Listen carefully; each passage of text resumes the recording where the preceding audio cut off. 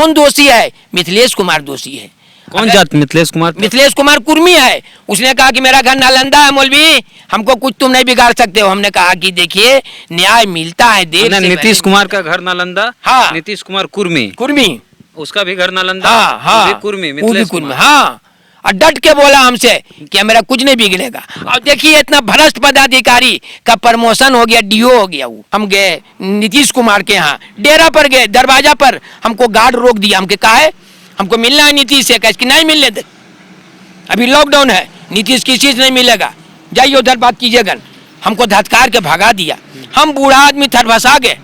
लेकिन आखिर इन बच्चों का, गरीब महादलित अल्पसंख्यक को न्याय कब मिलेगा? क्या आपने कभी ऐसा सुना है कि किसी की बहाली हो गई, नौकरी में नियुक्ति पत्र भी मिल गया, लेकिन 5 साल बाद भी ज्वाइनिंग नहीं कराई गई? ऐसा ही कुछ मामला है बिहार के नवादा में। और क्या मामला है ये जानेंगे अनीस अंसारी जी से कि 32 जो दलित है, महादलित और मुस्लिमों में जो पसमानदा, जो अति पिछड़ी जाति के हैं, उन 32 अभ्यर्थियों की नौकरी लग गई, नियुक्ति पत्र मिल गया, लेकिन 5 साल बाद भी ज्वाइनिंग नहीं हुई। क्यों ऐसा हुआ? अनीस जी से जानते हैं। जी अंसारी जी, क्या मामला है पूरा? मामला सर ऐसा है कि 2014 में डीपीओ साक्षरता नवादा मिथिलेश कुमार ने डायरेक्टर के आदेशानुसार टोला सेवक और तालमी मरकज के रिक्त पदों पर बहाली के लिए चिट्ठी सर्कुलेट किया, बीओ को दिया और बीओ हेडमास्टर को दिया। हेडमास्टर चयन समिति बना करके उन बच्चों का चयन कर दिया, जिसमें पूरे जिला में 32 अति पिछड़ा वर्ग, अल्पसंख्यक और महादलित बच्चों का सिलेक्शन हुआ और उन्हें नियुक्ति पत्र मिला। नियुक्ति पत्र मिलने के बाद डीपीओ ने 2 दिन के ट्रेनिंग के लिए 2-2 लाख रुपया का डिमांड किया कि अभी कुछ थोड़े है, अब तो 10,000 रुपया तुम लोगों को मिलता है तो 2-2 लाख लगेगा, हम ही थोड़े लेते हैं, डायरेक्टर लेता है, प्रधान सचिव लेता है, हम तुमसे पैसा लेंगे तो हमको तो पहुंचाना पड़ता है। तब हमने जाकर के मिथिलेश कुमार जो डीपीओ थे उनसे बात किया कि इन लोगों को ट्रेनिंग करवा दीजिए, गरीब को रोटी मिल जाएगा, आपका क्या जाएगा। कल के मौलवी साहब 2-2 लाख रुपया देगा तो करवावेंगे और नहीं तो नहीं करवावेंगे, कुछ नहीं हमारा बिगड़ेगा, यहाँ से वहाँ तक मेरा आदमी है। जैसे तैसे गरीब गुरबा मुर्गी बकरी बेच करके कोई 30,000, कोई 40,000, कोई 70,000 जाके डीपीओ को दिया। मिथिलेश कुमार ने स्वयं पैसा लिया और पैसा लेने के बाद कहा 1 हफ्ता के बाद हम ट्रेनिंग करवा देंगे। टार मटोर करते करते 2015 का इलेक्शन आ गया, विधानसभा का। इलेक्शन के दरमियान में उन्होंने कहा कि आचार संहिता लगा हुआ है। इस बीच 2015 में उषा चौधरी डायरेक्टर साक्षरता का चिट्ठी आया कि अभी किसी प्रकार का बहाली और प्रशिक्षण ना देंगे, चूँकि आचार संहिता लगा हुआ है। ये चिट्ठी मेरे पास है, आचार संहिता लगा हुआ है। आचार संहिता समाप्त होते ही चयनित व्यक्तियों का प्रशिक्षण कराकर उन्हें कार्य में लगा दें, इसे आवश्यक जाने। इसकी चिट्ठी है 3 ठो, उषा चौधरी का चिट्ठी है।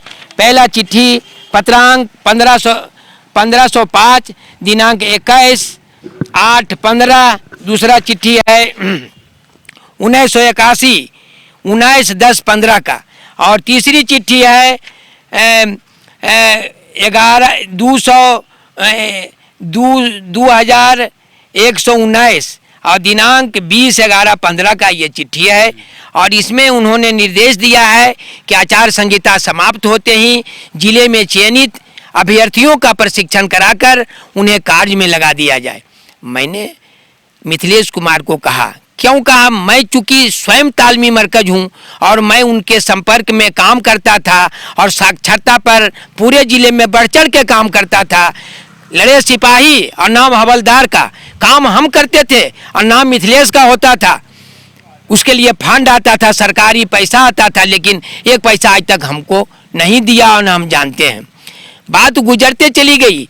हमने बराबर रिक्वेस्ट किया मिथिलेश बाबू को कि सर ये बच्चे भूख मर रहे हैं, 32 बच्चे हैं, उसमें 19 तो महिला है, वो बेरोजगार महिला है, उन लोगों को कम से कम ट्रेनिंग करा दीजिए। उनके छोटे छोटे बच्चे हैं, कुछ अविवाहित महिला है जिनका इसी बहाने ब्याह हो जाएगा, अच्छा लड़का मिल जाएगा, करा दीजिए। सर काहे आप ऐसे कर रहे हैं, पैसा ले लिए हैं तो बोलना है जब तक पूरा पैसा नहीं देगा तब तक हम नहीं करावेंगे ट्रेनिंग। आपके कहने से क्या होगा? आपके पास कागज भी है जिसमें हाँ। अभ्यर्थी बोले हैं कि हमसे इतना पैसा लिया? हाँ, मेरे पास कागज है जो हर अभ्यर्थी लिख के दिया है कि हमसे इतना लिया, हमसे इतना लिया, हमसे इतना लिया। हर अभ्यर्थी का लिखित अपने हैंड राइटिंग का, अपने दस्तखत का कागज दिया हुआ है जिसमें सारे बच्चों का स्टेटमेंट है, उन लोगों ने लिख के दिया है।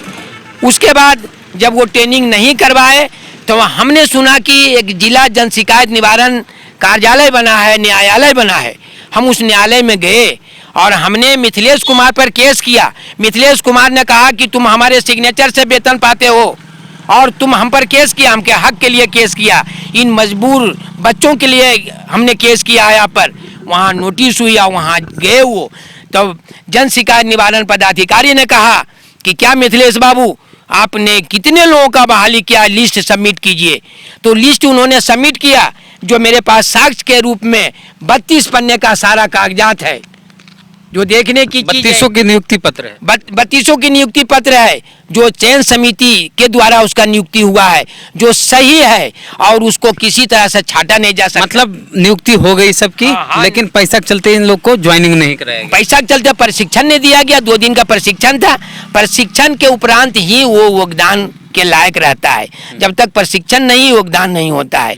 उसके बाद हम जिला शिकायत निवारण पदाधिकारी के यहाँ गए, उनको नोटिस हुई, उन्होंने 32 लड़कों का लिस्ट दिया कि हाँ ये 32 बच्चे हैं, फला गांव के, फला नाम है इसका। वहाँ क्या हुआ? हाँ, वहाँ वो जन शिक्षा वो जिला शिकायत निवारण पदाधिकारी ने आदेश पारित कर दिया कि उषा चौधरी डायरेक्टर के पत्र के आलोक में आप इन बच्चों का प्रशिक्षण दिलाकर इनको काम से जोड़ दीजिए। ठीक है। उन्होंने नहीं जोड़ा सर, बिल्कुल नहीं जोड़ा, समय पार करता रहा। उस फैसला के खिलाफ में वो कमिश्नर के यहाँ अपील किए गया। लियांग कुंगा उस समय कमिश्नर थे। अपील किए, हमको नोटिस हुई, चूंकि मैं ही पार्टी था, हम वहाँ गए। लियांग कुंगा के कोर्ट में ये आदेश हुआ कि मिथिलेश कुमार ये मामला नहीं आना चाहिए नवादा से, आज इस यहाँ तक आप जाइए और कंप्रोमाइज कर करके इन लोगों को ट्रेनिंग करवा दीजिए, भूखों को रोटी दीजिए। और कहा यही लियांग कुंगा ने कि please get out from this training hall and compromise mister मौलवी। ये उनका भाषण था, पूरे हॉल में गूंज गया और चलते कोर्ट में हम निकल गए, मिथिलेश कुमार भी निकला और कहा कि हमको बेइज्जत कराया कमिश्नर से। हमने कहा जी नहीं, बेइज्जत नहीं कराया। उस आदेश को जो जिला जन शिकायत निवारण पदाधिकारी ने दिया था उसको निरस्त नहीं किया।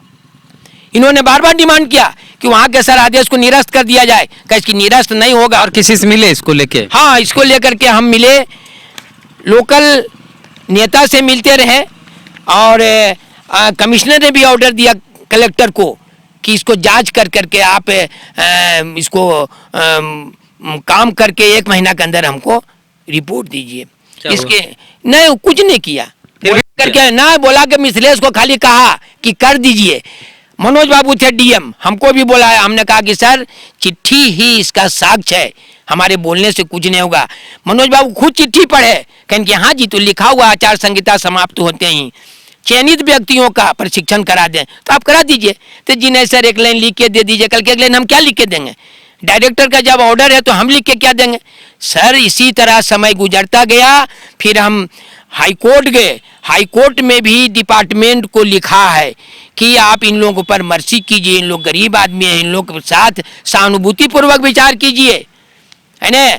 और including the commissioner order, commissioner के ऑर्डर को लेते हुए और जो लोकल जिला में ऑर्डर मिला उसको लेते हुए सर आज तक नहीं किया। इसके चलते हम मुख्यमंत्री के यहाँ गए और सर इतने जगह गए कि मेरे पास सारा साक्ष्य है, मेरे पास साक्ष्य का पुलंदा है और हम सारे जगह रजिस्ट्री से भी भेजे। और सर 1 मिनट जरा सा सुन लिया जाए। शिक्षा मंत्री के यहाँ गए हुजूर, मुख्यमंत्री के यहाँ गए जिसका मेरे पास ओरिजिनल रिसीविंग है, और राज्य अनुसूचित जाति आयोग में गए, सदस्य बिहार राज्य अल्पसंख्यक आयोग में गए, नीतीश कुमार को हमने फैक्स से भेजा, चीफ सेक्रेटरी प्रदीप कुमार को भेजा, उसके बाद राज्यपाल को भेजा हुजूर की हम लोगों के साथ धांधली हो रही है। उसके बाद अमीर सुबहानी को भेजा कि अल्पसंख्यकों के साथ धांधली हो रही है, लेकिन उन लोग के कान पर जू नहीं देंगे सर, किसी तरह का कोई स्टेप नहीं लिया। इसके बाद हम 4 बार मुख्यमंत्री के सचिवालय में गए, हम मुख्यमंत्री से मिलना चाहते थे कि आखिर आपका वो न्यायालय किस बात के लिए खुला है। अगर न्यायालय के आदेश का अनुपालन नहीं हो तो न्यायालय बंद कर दीजिए। लेकिन आज तक हमको डेट नहीं मिला और बार बार यही कहा कि आपका फोन जाएगा, डेट निश्चित होगा, समय निश्चित होगा। अबर सर अगला बृहस्पतिवार को हम गए नीतीश कुमार के यहाँ, डेरा पर गए, दरवाजा पर हमको गार्ड रोक दिया। हमके कहा है हमको मिलना है नीतीश से, कह नहीं मिलने दे, अभी लॉकडाउन है, नीतीश की चीज नहीं मिलेगा, जाइए उधर बात कीजिएगा। हमको धत्कार के भगा दिया। हम बूढ़ा आदमी थरभसा गए। लेकिन आखिर इन बच्चों का, गरीब महादलित अल्पसंख्यक को न्याय कब मिलेगा अगर चयन नहीं होता? फिर से आचार संहिता लगने वाला है। अब फिर से आचार संहिता दोबारा आने वाला है, फिर इलेक्शन 2020 में वही विधानसभा का इलेक्शन है। आखिर ऐसा क्यों, नजरअंदाज क्यों किया जाता है? ये गरीब 32 जो लोग हैं, हाँ, वो दलित, महादलित और मुस्लिम में अति पिछड़ा वर्ग के लोग हैं, पसमंदा लोग हैं। 10,000 मात्र सैलरी है। 10,000 मात्र सैलरी है। पहले इसका बहाली होता था 2,000 में, बढ़ते बढ़ते 10,000 आया। उस पर भी मिल जाएगा कुछ तो रोटी का जुगाड़ इन बच्चों को हो जाएगा, एक परिवार चल जाएगा। हम लगे हुए हैं, इसलिए हम सेवानिवृत्त हो गए। दिसंबर 19 में हम सेवानिवृत्त हो गए। लेकिन चूंकि 3 न्यायालय का आदेश मिला हुआ है, इस आदेश का अनुपालन कौन करवाएगा? कौन दोषी है? मिथिलेश कुमार दोषी है।